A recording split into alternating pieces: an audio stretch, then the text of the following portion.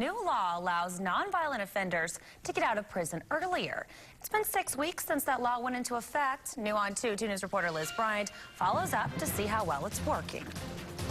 On November 1st, 32 nonviolent inmates were released into Tulsa County from prisons across the state. Now, ever since, there have been a steady stream of men and women brought back into society after serving 90 days instead of 180 days behind bars. I couldn't believe it at first, and then they said I could get out. I'm eligible for ankle monitors. Matthew Clark is marking his first day out of an Oklahoma Department of Corrections facility with paperwork for parole. Everything I wasn't allowed to do, I get to do again. And I'm nervous, excited.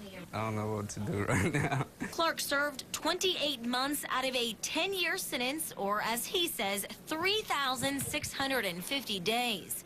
He is convicted of possession of a controlled substance with intent to sell and was let out early after meeting the criteria of new legislation. The numbers that we initially thought were going to come out haven't really materialized. There are now about 110 of these nonviolent inmates in our area.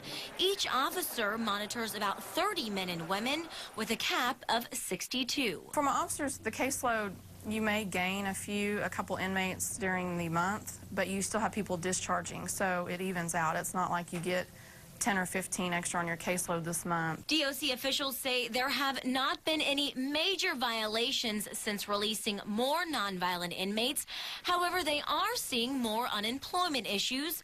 One requirement is to have a job. There's a risk that they're going to violate the rules and conditions. There's a risk that they're going to violate the law again. I think that this is a calculated risk. I think that overall our statistics prove that it's successful. Clark says he has stayed away from the same temptations while in prison as what got him there in the first place. He thinks being monitored with a GPS will hold him more accountable than just being let out on parole. It's not worth it. I got a family out there, and they want me to do right. And offenders are released into Tulsa County twice a week. Reporting in downtown Tulsa, Liz Bryant, 2 News works for you. Police are still